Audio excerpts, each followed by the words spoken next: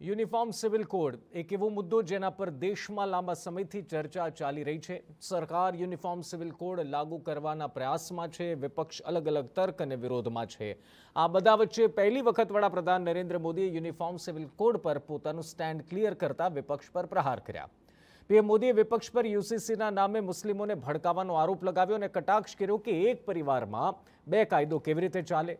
બીજી તરફ વિપક્ષનો તર્ક છે કે ભાજપ સરકાર યુનિફોર્મ સિવિલ કોડ નહીં પણ હિન્દુ સિવિલ કોડ લાગુ કરવા માંગે છે। મહત્વપૂર્ણ છે કે વિપક્ષ પહેલાથી જ તર્ક રજૂ કરતું આવ્યું છે કે યુનિફોર્મ સિવિલ કોડથી ધર્મનિરપેક્ષતા અને અનેકતા પર ખતરો છે। વિપક્ષનો આરોપ છે કે યુનિફોર્મ સિવિલ કોડ મૌલિક અધિકારોની વિરુદ્ધ છે। આક્ષેપ પ્રતિ આક્ષેપ વચ્ચે નરેન્દ્ર મોદીએ આજે જે શબ્દો કહ્યા તેનાથી ફરી એક વખત દેશમાં યુસીસી એટલે કે યુનિફોર્મ સિવિલ કોડ ઉપર ચર્ચા શરૂ થઈ છે। આજે આપણે પણ વિશેષ ચર્ચામાં યુનિફોર્મ સિવિલ કોડ ઉપર ચર્ચા કરીશું અને સાથોસાથ વિરોધ પક્ષના પ્રહારો અને તર્ક વિશે પણ ચર્ચા કરીશું।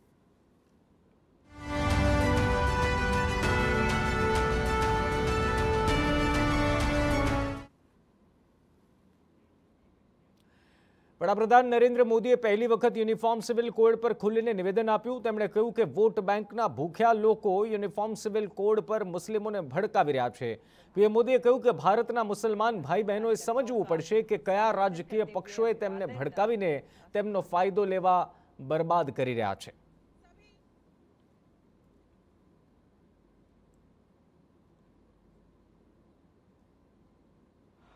भारत के मुसलमान भाई बहनों को भी ये समझना होगा कि कौन से राजनीतिक दल उन्हें भड़का करके उनका फायदा लेने के लिए उनको बर्बाद कर रहे हैं।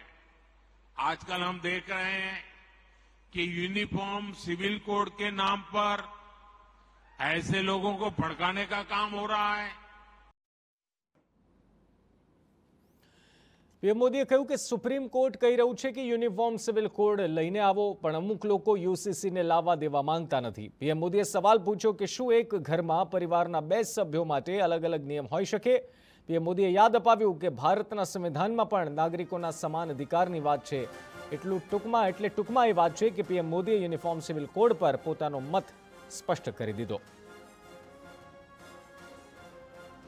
आप मुझे बताइए, एक घर में परिवार के एक सदस्य के लिए एक कानून हो, परिवार के दूसरे सदस्य के लिए दूसरा कानून हो, तो क्या वो घर चल पाएगा? क्या कभी भी चल पाएगा? क्या फिर ऐसी दोहरी व्यवस्था से देश कैसे चल पाएगा? हमें याद रखना है कि भारत के संविधान में भी नागरिकों के समान अधिकार की बात कही गई है। तो यूनिफॉर्म सिविल कोड पर एआईएमआईएमના પ્રમુખ અસદુદ્દીન ઓવૈસીએ નિવેદન આપ્યું। કલમ 29 એક મૌલિક અધિકાર પીએમને ખ્યાલ નથી। તેમણે સવાલ પૂછ્યો, બંધારણમાં ધર્મનિરપેક્ષતાની વાત છે, મુસ્લિમમાં લગ્ન એક કોન્ટ્રાક્ટ છે, હિન્દુમાં જન્મ જન્મનો સાથ। ભારતની વિવિધતાને પીએમ એક સમસ્યા સમજે છે। ભારતના મુસ્લિમોને પાકિસ્તાન અને ઇજિપ્ત સાથે શું લેવા દેવા? तो क्या यूनिफॉर्म सिविल कोड के नाम पे आप प्लुरलिज्म, डाइवर्सिटी को छीन लेंगे क्या आप? वो करना चाह रहे। यूनिफॉर्म सिविल कोड की जब बात प्रधानमंत्री कर रहे हैं, वो यूनिफॉर्म सिविल कोड की नई बात कर रहे, वो हिंदू सिविल कोड की बात कर रहे। पूरे जो इस्लामिक रेफरेंसेस है प्रैक्टिसेस के, उसको वो इलीगल ट्रीट करेंगे और पूरे हिंदू प्रैक्टिसेस को प्रधानमंत्री अंडर द लॉ प्रोटेक्ट कर लेंगे। आज मुद्दे चर्चा करिए। चर्चा करवा मारी साथे स्टूडियोथी भाजपना नेता दीपक जोशी जोड़ाया छे। दीपकजी, स्वागत छे आ शोमां। दीपकभाई, पहलो सवाल, विरोध पक्ष एक ज वात पर ज्यारथी आ चर्चा थई त्यारथी अड़ी रह्युं छे के धर्मनिरपेक्षता अनेकता पर आ प्रहार छे। आनाथी समानता नहीं परंतु लोको वच्चे गजग्राह वधु ऊभो थशे ने मौलिक अधिकारो जे धर्मना छे ए छीनवाई जशे, तो पछी शा माटे यूसीसी लाववानी जरूर छे?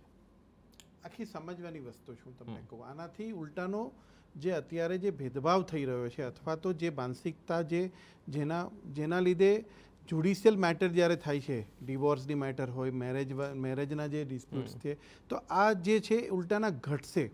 તમે સમજજો, હું તમને કહું, આને ધર્મ સાથે કોઈ લેતી દેતી નથી. એટલા માટે કે જે માણસ ધર્મ પાળે છે એ ધર્મ પાળવાની એ પોતાની રીતે પાડી શકે છે, એમાં કોઈ ચિંતા નથી. પણ જે કાયદાની બાબત આવે છે, જ્યાં એક્ટની બાબત આવે છે, જ્યાં જ્યુડિશિયલ મેટર્સની વાતચીત આવે છે, ધારો કે એડોપ્શન હોય, ડિવોર્સ હોય, મેરેજનું હોય, ઇનહેરિટન્સનું હોય, તો એવા જે સવાલો આવે છે ને ત્યાં જે પોતાના પર્સનલ લોઝ જે બનેલા છે એના માટેનો એક યુનિફોર્મ સિવિલ કોડ લાવવાની વાત છે. અને કેટલાય સમયથી વાતચીત થઈ રહી છે.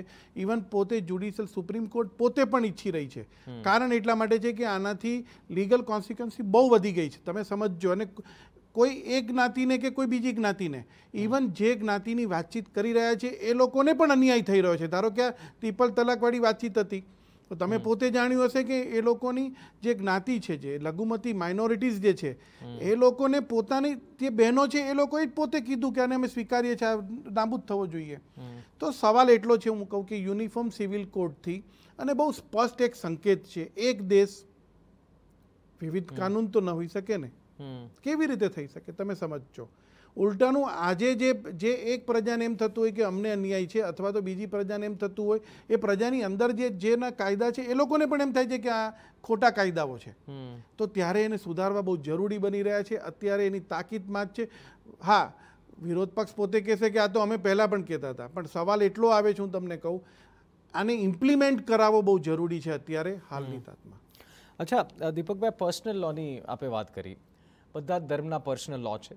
હિન્દુ ધર્મ, મુસ્લિમ, ઈસાઈ, પારસી, યહૂદી, અને એમની સાથે જોડાયેલા એક લગ્ન સાથે જોડાયેલા પણ કેટલાક અધિનિયમો છે. આપ જાણતા હશો, 1872માં ઈસાઈ વિવાહ અધિનિયમ આવ્યો, પછી 1909માં શીખ લગ્ન માટે આનંદ વિવાહ અધિનિયમ આવ્યો. આપને નથી લાગતું કે યુનિફોર્મ સિવિલ કોડથી આ જે પરિસ્થિતિ છે, અથવા તો જે એક આખો ધર્મ, જે આખો સમુદાય એક પ્રથાને માને છે, એની ઉપર તરાપ વાગશે, આપ માનો છો? જો હું તમને કહું કે જ્યારે આપણે ટેકનોલોજી આગળ જઈ રહી છે, આપણે જ્યારે વિશ્વની હરણફાળ ફરી રહ્યા છે, ત્યારે તમે જોયું હશે કે એક કાસ્ટમાંથી બીજી કાસ્ટના પણ મેરેજીસ થઈ રહ્યા છે. ત્યારે આ જે બધા ડિસ્પ્યુટ્સ ઊભા થાય છે, એડોપ્શનને લગતા આ બધા જે ડિસ્પ્યુટ્સ ઊભા થાય છે, એના માટે જરૂરી છે. નહીં કે જે કાયદા જે પોતે જે ઘડ્યા છે એની અંદર કોઈ તરાપ મારવાની વાતચીત છે.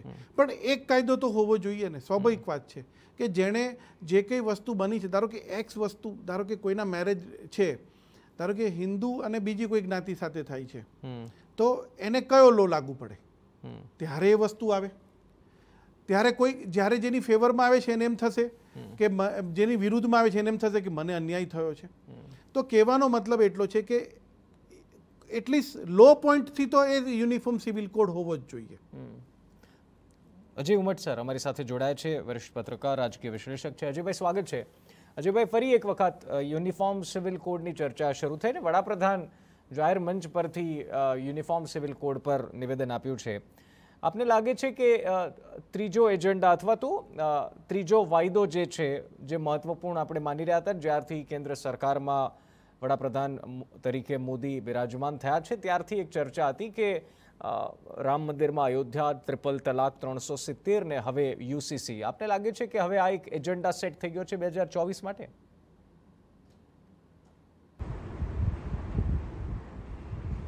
સો ટકા ભારતીય જનતા પાર્ટી માટે 2024 લોકસભાની ચૂંટણીનું આ બ્રહ્માસ્ત્ર છે, અને આ બ્રહ્માસ્ત્રનો ઉપયોગ કરવા માટે જ વડાપ્રધાન નરેન્દ્ર મોદીએ કેરફુલી આજે અમેરિકાના પોતાના પ્રવાસથી આવ્યા બાદ એમને આ જાહેરાત કરી છે. અને બીજું કે આ જાહેરાત છે એમાં હું અજુગતું એટલા માટે કાંઈ જોતો નથી કે જો ભારતીય જનતા પાર્ટીનો અને રાષ્ટ્રીય સ્વયંસેવક સંઘનો જે હિન્દુત્વનો એજન્ડા હતો, એમાં આપે જેમ કહ્યું કે જમ્મુ અને કાશ્મીરમાં 370મી કલમ જે છે એ નાબૂદ કરવાની વાત હતી, મુસ્લિમ મહિલાઓ માટે ટ્રિપલ તલાકનો કાયદો હતો એ નાબૂદ કરવાની વાત હતી, કાશ્મીરમાંથી 35A જે છે એ નાબૂદ કરવાની વાત હતી, સિટીઝન અમેન્ડમેન્ટ એક્ટ છે એ લાવવાની વાત હતી, અયોધ્યામાં ભવ્ય રામ મંદિર નિર્માણની વાત હતી. હવે એ એજન્ડામાં એકમાત્ર વસ્તુ જે બાકી રહે છે યુનિફોર્મ સિવિલ કોડ. અને ભારતીય જનતા પાર્ટીએ પોતાના ચૂંટણી ઢંઢેરામાં પણ આ વાતનો ઉલ્લેખ કર્યો છે. એટલું જ નહીં, ગુજરાતમાં ગત વિધાનસભાની ચૂંટણી થઈ ત્યારે, ઉત્તર પ્રદેશની વિધાનસભાની ચૂંટણીમાં, ઉત્તરાખંડની ચૂંટણીમાં અને કર્ણાટકમાં છેલ્લે આ ચારે રાજ્યોની ચૂંટણીમાં એમણે આનો ઉલ્લેખ કર્યો હતો કે જો ભારતીય જનતા પાર્ટી સત્તામાં આવશે તો યુનિફોર્મ સિવિલ કોડ લાવશે, અને ગુજરાતમાં તો એના માટે 4 સભ્યોની સમિતિ પણ બની ગઈ છે. હવે ટેકનિકલી જોવા જઈએ તો ભારતીય બંધારણના માર્ગદર્શક સિદ્ધાંતોમાં પણ એવું લખ્યું જ છે, આર્ટિકલ 44 કહે છે કે ભાઈ યુનિફોર્મ સિવિલ કોડ જે છે એ ટાઈપનો કાયદો જે છે એ ભારત સરકાર ભવિષ્યમાં લઈને આવશે. એની સામે બંધારણમાં દરેક ધર્મ અને જ્ઞાતિને પોતપોતાના કાયદાઓ અથવા તો પોતાનો શરિયત ધારો અથવા તો પર્સનલ લો અથવા તો જેને કહે છે ને, દાખલા તરીકે યહૂદીઓ છે એ પોતાનો અલગ કરી શકે, શીખ ધર્મ છે એમાં અલગ થઈ શકે, મુસ્લિમોમાં અલગ થઈ શકે, ક્રિશ્ચનમાં અલગ થઈ શકે. તો એક ધાર્મિક જે છે એ છૂટછાટ રીતિ રિવાજ અને પરંપરા અનુસાર પણ આપવામાં આવી હતી. પણ જે crux of the whole thing એ છે કે આ દેશમાં સિવિલ લો અને ક્રિમિનલ લો, દાખલા તરીકે કોઈ વ્યક્તિ કોઈ એક મહિલા પર બળાત્કાર કરે તો ભારતમાં કાનૂની દંડ સંહિતા જે છે, ક્રિમિનલ લો છે, દરેક માટે એક સરખો છે. પછી હિન્દુ હોય કે મુસ્લિમ હોય, મર્ડરર હિન્દુ હોય કે મુસ્લિમ હોય એના માટે સમાન સજા છે, બળાત્કારી હિન્દુ હોય કે મુસ્લિમ હોય એના માટે સમાન સજા છે. તો એ જ રીતના વારસાઈનો કાયદો હોય, લગ્નનો કાયદો હોય, દત્તક લેવાનો કાયદો હોય, વિધવા વિવાહ કે ત્યક્તાનો મુદ્દો હોય, એ માટે પણ સમાન નાગરિક ધારો હોવો જોઈએ એવું સુપ્રીમ કોર્ટે પણ પોતાના અવારનવાર ચુકાદામાં પણ કહ્યું છે. અને લો કમિશન ઓફ ઇન્ડિયાના જે ભૂતકાળના રિપોર્ટ છે એમાં પણ ભારત સરકારને આ ભલામણ કરવામાં આવી છે. પણ ઇસ્યુ એ છે કે આ એક એટલો વિવાદાસ્પદ ઇસ્યુ છે કે જેને કારણે ભૂતકાળની સરકારો જે છે એ આ અંગે નિર્ણય લેતા અને એનું કાનૂન બનાવતા ડરતી હતી. આ વખતે નરેન્દ્ર મોદીએ જે આજે વાત કરી એમાં માત્ર આ વાત નથી કરી, એમણે એવું કીધું કે અમે તુષ્ટિકરણનું નહીં પણ સંતુષ્ટિકરણનું રાજકારણ લાવવા માંગીએ છીએ. હવે તૃષ્ટિકરણ નહીં પણ સંતુષ્ટિકરણ એટલે કે સૌને સમાન નાગરિક ધારો મળવો જોઈએ. તૃષ્ટિકરણમાં એક લઘુમતી કોમ્યુનિટી જે છે એનું અપીઝમેન્ટ જેને કહીએ અથવા તો એને તૃષ્ટિકરણ કરવાની વાત છે. જ્યારે અહીંયા વડાપ્રધાન નરેન્દ્ર મોદીએ કહ્યું છે કે અમે તમામ જ્ઞાતિ, ધર્મ, સમુદાય અને પંથો જે છે એને સાચવવા. અજયભાઈ, સવાલ એ થાય જો 2024 માટે સવાલ એ થાય અજયભાઈ 2024 માટે જો આ એજન્ડા છે તો લાગે છે, મને લાગે છે કે માસ્ટર સ્ટ્રોક પણ સાબિત થઈ શકે. હું આવું છું અજયભાઈ આપની પાસે. દીપકભાઈ, એક સવાલ હું અજયભાઈ પાસે જવું પહેલાં, જે અત્યારના વિપક્ષ, એક તો જો કે વિપક્ષ એક થઈ રહ્યું છે, બેઠકો થઈ રહી છે, અને બીજી તરફ એક સુરે એ વાત ચાલી રહી છે કે આ હિન્દુઓની આધિપત્ય છે. અસદુદ્દીન ઓવૈસી વડાપ્રધાન મોદીના નિવેદન બાદ આવીને એવું કહે છે કે આ હિન્દુ સિવિલ કોડ લાવવાની વાત છે. આપને લાગે છે કે જે સરકારો પહેલાં ન કરી શકી અથવા તો પહેલાં જે નહોતું ચાલી રહ્યું અથવા તો પહેલાં હિંમત નથી થઈ રહી, જેમ અજયભાઈ કહેતા હતા, એ આપ કરી શકશો? હું સૌથી પહેલાં વાતચીત કરીશ કે આજે જે આદરણીય વડાપ્રધાનશ્રીએ જે વાતચીત કરીને એનો જે બહુ મેઇન સ્પષ્ટ એક હતું કે અમે વોટ બેંકની રાજનીતિ નથી કરવા માગતા. એટલે બહુ સ્પષ્ટ કહી દઉં કે આ કોઈ પોલિટિકલ એજન્ડા નથી. બહુ સ્પષ્ટ એક બાબત છે કે જે દેશ ઈચ્છી રહ્યો છે, દેશની પ્રજા ઈચ્છી રહી છે, એ અવાજ અમે મૂકી રહ્યા છીએ. અને એ પ્રમાણે વર્તુને એની જે જવાબદારી અમને જે સોંપી છે, વોટો આપીને જે વોટ્સ આપીને જે અમને સરકારમાં જે મોકલ્યા છે, ત્યારે અમારી ફરજ બને છે કે અમારે પ્રજાનો અવાજ એને વાચા આપવી પડે. અને એ આ એક વાચા છે કે કોમન સિવિલ કોડવાળી વાતચીત છે. અજયભાઈએ જે વાતચીત કરી એ પ્રમાણે કે જ્યારે એડોપ્શનને, ડિવોર્સને, ઇનહેરિટન્સના જ્યારે કાયદા આવે છે ત્યાં અલગ પડી જાય છે અને ત્યાં ક્યાંક કંઈક એવું લાગી રહ્યું છે કે અમને અન્યાય થઈ રહ્યો છે. અને એ માટે આ યુનિફોર્મ સિવિલ કોડવાળી વાત છે. એટલે કોઈ આની અંદર એવું નથી, વિપક્ષ તો પોતાની વાત મૂકશે કારણ કે એમની પાસે કોઈ મુદ્દા નથી. કારણ કે અર્થતંત્રની બાબત હોય, આર્થિક બાબત હોય, સામાજિક બાબત હોય, દરેક ક્ષેત્રની અંદર ભારતીય જનતા પાર્ટીની સરકારે એને જવાબ આપેલા છે ને એ પ્રમાણે કાર્ય પદ્ધતિ કરેલી છે, કાર્ય કરેલું છે. અને એટલા માટે જ આજે અમે 9 વર્ષનો જે અમારો જે રિપોર્ટ કાર્ડ લઈને નીકળ્યા છે ત્યારે અમે બહુ સ્પષ્ટ કહીએ છીએ કે સેવા, સુશાસન અને ગરીબ કલ્યાણ, અમે બધા માટે અમે કામગીરી કરી છે. સવાલ એટલો આવે છે કે વિપક્ષ પાસે કોઈ મુદ્દો નથી. રહી વાત ઓવૈસીની વાતચીત, ઓવૈસીજીએ જે વાતચીત કરી છે, એમણે જે વાતચીત કરી છે કે આ ધર્મ ઉપર તરાપ મારવાની વાત છે. હું બહુ સ્પષ્ટપણે કહું છું કે જ્યારે કોમન સિવિલ કોડની વાતચીત આવે છે, કાયદાકીય રીતે આવે છે, એમાં કોઈ ધર્મ ઉપર કોઈની તરાપ મારવાની વાતચીત આવતી જ નથી. માત્ર ને માત્ર જે અનેક કાયદાઓ જે બન્યા છે ને જેનાથી એક માનસિકતા, એક એવી એક મેસેજ જાય છે કે અમુક જ્ઞાતિને ફાયદા છે અથવા અમુક જ્ઞાતિમાં ત્યાં પણ કોઈને શોષણ થઈ રહ્યું છે, એને એમાંથી મુક્ત કરવા માટેનો આ એક આશય, સ્પષ્ટ આશય છે અમારો. અજયભાઈ, એક મુદ્દો, એક તો મારો સવાલ એ છે કે જો આ 2024નો અજયભાઈ આ મુદ્દો છે ભાજપ સરકારનો, કેન્દ્ર સરકારનો, તો શું માસ્ટર સ્ટ્રોક સાબિત થઈ શકે? નંબર એક. અને બીજું, વડાપ્રધાન મોદી પણ આજે કહી રહ્યા હતા કે વોટના ભૂખ્યા કેટલાક લોકો મુસ્લિમ ભાઈ બહેનોને ભરમાવી રહ્યા છે. આપને લાગે છે કે સરકાર અને અત્યાર સુધીનું તંત્ર એ પ્રચાર કરવામાં નિષ્ફળ રહ્યું કે હકીકતમાં યુનિફોર્મ સિવિલ કોડના ફાયદા શું છે?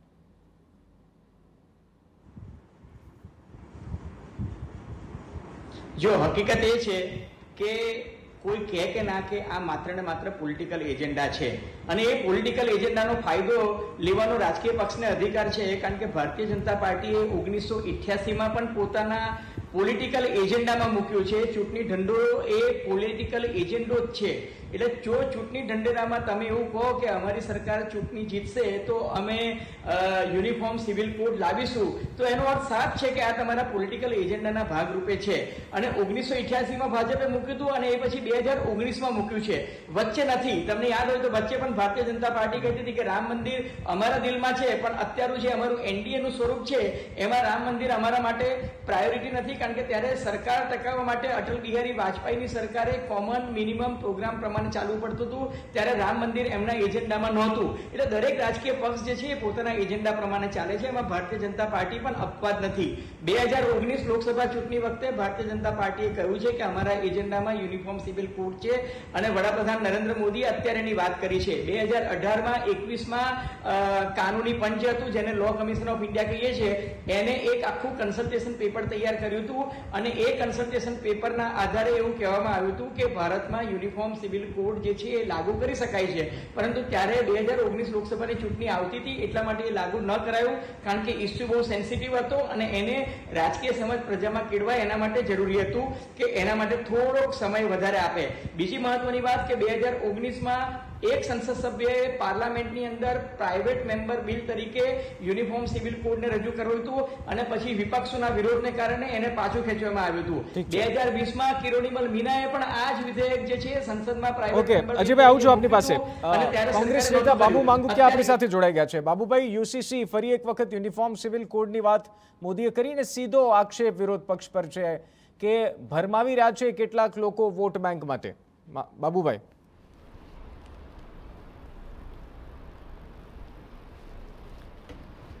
કોમન સિવિલ કોડની ડિસ્કશન પ્રી ઇન્ડિપેન્ડન્સ એરાથી થઈ રહ્યું છે. જ્યારે ભારતનું બંધારણ ઘડવાની વાત ચાલતી હતી ત્યારે કોન્સ્ટિટ્યુન્ટ એસેમ્બલીમાં પણ આ પ્રશ્ન છવાયો હતો. જવાહરલાલજીનું પોતે ફોર્મ માનતા હતા કે કોમન સિવિલ કોડ હોવો જોઈએ. દરેક જ્ઞાતિ ધર્મના જે લગ્નના નિયમો છે, પછી વારસાઈના નિયમો છે, એ એક સરખા હોવો જોઈએ, જ્ઞાતિ કે ધર્મ આધારિત ન હોવા જોઈએ. હિન્દુ લો કોડિફાઈડ નહોતો. હિન્દુ લો કોડિફાઈ કરવા માટે સૌપ્રથમ પ્રયત્ન 1950થી કરવામાં આવ્યા, જેમાં સૌથી પહેલો વાંધો ડૉક્ટર આંબેડકર સાહેબે લીધો હતો કે આ લો છે એવી રીતે કોડિફાઈડ નહીં થાય. લોકોની આસ્થા અને સંસ્કૃતિનો સવાલ છે, એટલે દરેક ધર્મના લોકોને, દરેક જ્ઞાતિના લોકોના રીત રિવાજો જુદા છે, એમના લગ્નના રિવાજો જુદા છે, એમની આસ્થાઓ જુદી છે, એટલે આ કોડિફાઈડ કરી શકાય નહીં. અને અંતે હિન્દુ લો પણ સંપૂર્ણપણે કોડિફાઈડ ન થઈ શક્યો. હિન્દુ સક્સેશન એક્ટ આવ્યો, હિન્દુ ગાર્ડિયન એક્ટ આવ્યો, હિન્દુ મેરેજ એક્ટ આવ્યો, પણ ત્યારે પણ આ કોમન સિવિલ કોડનો એજન્ડા હતો જે શક્ય નથી. આજે પણ જે કોમન સિવિલ કોડની વાત કરીએ છીએ તો હિન્દુ મેરેજ એક્ટમાં સેક્શન 5 પ્રમાણે કોઈ પણ 7th ડિગ્રી સુધીના લગ્ન થઈ શકતા નથી. આજે પણ ગુજરાતમાં કેટલીક જ્ઞાતિ અને સમાજમાં 2nd ડિગ્રી અને 3rd ડિગ્રીના લગ્ન થઈ રહ્યા છે, પેઢી દર પેઢી થઈ રહ્યા છે, અને એ લગ્ન હિન્દુ મેરેજ એક્ટ પ્રમાણે વોઇડ છે. પણ આજથી સુધી એક પણ કોર્ટમાં કેસ આ જ્ઞાતિના કે સમાજના લોકોએ આ મેરેજ વોઇડ છે અને આ મેરેજમાં એની જે પત્નીને કોઈ મેન્ટેનન્સના હક ન મળે એવો કોઈ દાખલો કે કિસ્સો નથી, એક પણ કેસ નોંધાયો નથી. એટલે આર્ટિકલ 25 પ્રમાણે everybody has right to profess his own religion. ઠીક છે બાબુભાઈ, આવું છું આપની પાસે. હજુ આ મુદ્દા પર ડીપથી આપની પાસે સમજવું છે. મૂળ સવાલ તો બાબુભાઈ એ છે કે એક તરફ સરકાર કહી રહી છે કે આ તો સમાનતાનો અધિકાર વધુ આપશે અને ધર્મો વચ્ચે સૌહાર્દ વધુ થશે. યુનિફોર્મ સિવિલ કોડ પર આજે વડાપ્રધાન મોદીએ પોતાનું સ્ટેન્ડ જાણે ક્લિયર કર્યું હોય અને પોતાનો એજન્ડા સરકારે સ્પષ્ટ કર્યો એમ નિવેદનબાજી વડાપ્રધાન મોદીના નિવેદન બાદ અથવા જાહેર મંચ પર યુસીસી અંગે બોલ્યા બાદ થઈ રહ્યું છે. આપણે એના વિશે ચર્ચા કરી રહ્યા છીએ. હાફિઝ સરફરાઝ એડવોકેટ છે, અમારી સાથે જોડાયા છે. હાફિઝભાઈ, સ્વાગત છે આ શોમાં. હાફિઝભાઈ, મોદી સાહેબ તો જાહેર મંચ પરથી કહી રહ્યા છે કે કેટલાક એવા રાજકીય પક્ષો છે જે મુસલમાન ભાઈ બહેનોને ભરમાવી રહ્યા છે. શાસક પક્ષનું તો કહેવું છે કે આનાથી ફાયદો છે અને એક જ પરિવારમાં બે કાયદા ક્યાંથી હોઈ શકે. સરફરાઝભાઈ.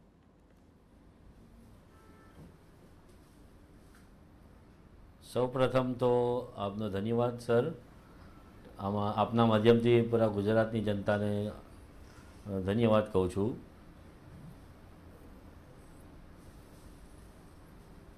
જેમ કે આજે અમારા વડાપ્રધાન નરેન્દ્ર મોદી સાહેબે જે આવેદન આપ્યું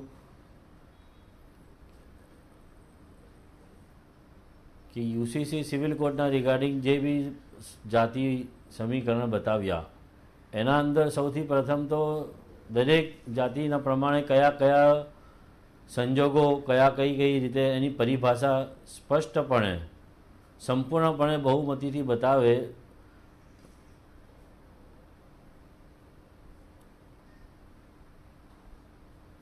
તેનો જવાબ છે. એટલે હાફિઝભાઈ, આપ માનો છો કે યુનિફોર્મ સિવિલ કોડ લાગુ થવું જોઈએ? આપ માનો છો કે દેશમાં, કારણ કે બાકી બધા દેશો છે, તુર્કી છે, બાંગ્લાદેશ છે, પાકિસ્તાન છે, ઘણી બધી દેશો છે જે યુનિફોર્મ સિવિલ કોડ છે, આપ માનો છો કે લાગુ થવું જોઈએ?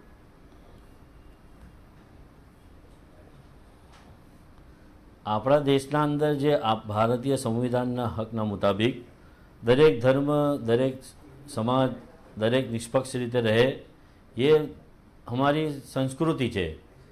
હવે દરેક ધર્મમાં, દરેક સમાજમાં અલગ અલગ રીતે, જે અમારા મુસ્લિમ ધર્મમાં શરિયત હોય છે, શરિયતના અંદર શું હોય છે, દરેક ધર્મના અલગ અલગ કાયદાઓ છે. તો એના લીધે અમારા સરકારે એવું કરવું જોઈએ કે દરેક સમાજના આગેવાનો, દરેક સમાજના વડીલો, દરેક સમાજના જે સંસ્થાઓ છે એના સાથે ચર્ચા વિચારણા કર્યા પછી આનું આંદોલન, આનું જે બી જવાબ હોય એ કાયદો રીતે અમલમાં લાવવું જોઈએ. આપને લાગે છે જે રીતની ધર્મનિરપેક્ષતા, અનેકતા અથવા તો વિવિધતા દેશમાં જોવા મળે છે, જે રીતના પર્સનલ લો છે, જે ધર્મના જે અધિનિયમ છે, લગ્નની વાત હોય કે ઓવરઓલ એક પર્સનલ લોની વાત હોય, આપને લાગે છે કે સરકાર જે રીતના રજૂ કરી રહી છે એટલું સહેલું છે યુસીસી લાવવું, અથવા તો એટલું સહેલું હોઈ શકે?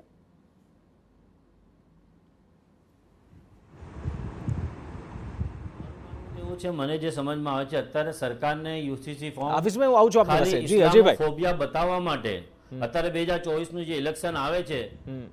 અજયભાઈ, હું આપની પાસે જ જાણવા માંગુ છું, આપને લાગે છે એટલું સહેલું છે આ જે રીતની વાત થઈ રહી છે, જે રીતની વિવિધતા આપણે દેશમાં જોઈ રહ્યા છે?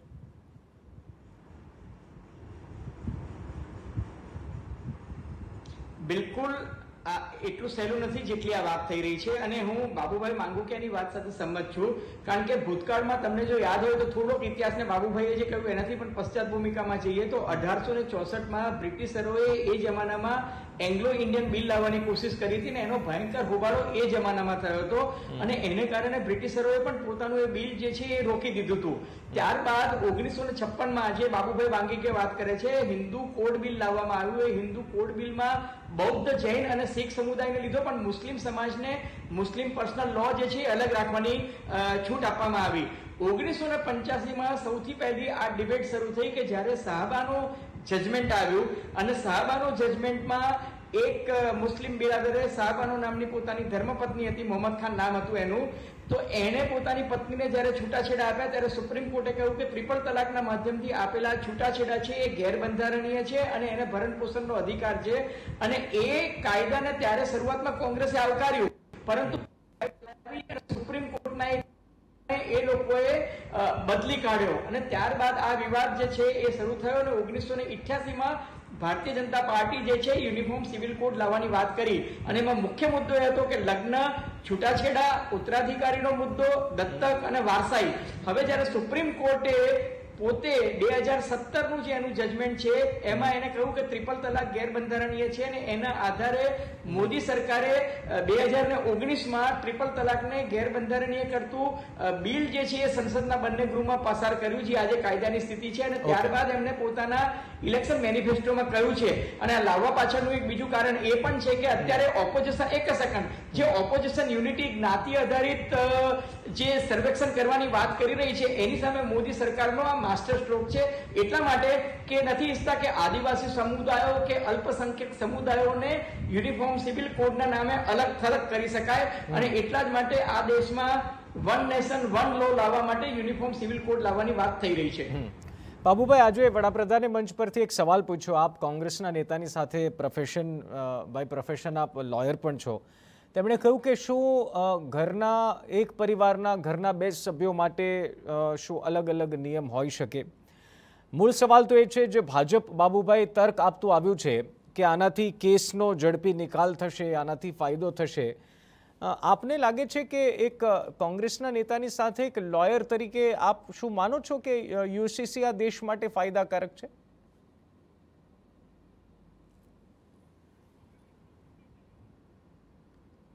યુસીસી ફાયદાકારક છે કે નહીં એ તો સમય આવે ત્યારે નક્કી થશે. યુસીસીની પાછળનું જે કન્સેપ્ટ છે એ કન્સેપ્ટ એવો છે કે દરેક નાગરિકને સમાનતા મળવી જોઈએ. સમાનતા એટલે કે લગ્નની સમાનતા, સમાનતા એટલે કે એમને જે વારસાઈ હકથી મળતી પ્રાપ્ત થતી એની મિલકતો, અને એ સિવાયના પર્સનલ લોઝની પણ વાત આવે. પણ મુખ્ય 2 વાત આવે, લગ્ન અને વારસાઈ. હવે હિન્દુ લોમાં પણ બિલકુલ, માફ કરજો બાબુભાઈ, સમયના અભાવે મારે આપને અટકાવવા પડશે. તો સમયનો અભાવ છે, માફ કરજો બાબુભાઈ. હું આશા રાખું છું કે ફરી આ જ વિષય પર ચર્ચા કરીને ઊંડાણપૂર્વક વ્યૂ આપના જાણવાના પ્રયાસ કરીશું. અત્યારે સમયનો ખૂબ અભાવ છે. અજયભાઈ, દીપકભાઈ, બાબુભાઈ અને હાફિઝભાઈ, તમામ અમારી સાથે જોડાયા બદલ આપનો ખૂબ ખૂબ આભાર. યુસીસી પર આ દેશમાં ફરી ચર્ચા શરૂ થઈ છે. આશા રાખીએ કે સરકાર જે દાવો કરી રહી છે અને સરકાર જે તર્ક આપી રહી છે, હકીકતમાં આ યુસીસી પાછળ, એ તર્કની પાછળ એ સત્ય છુપાયેલું હોય. વિશેષ રજૂઆતમાં બસ આટલું જ. નમસ્કાર.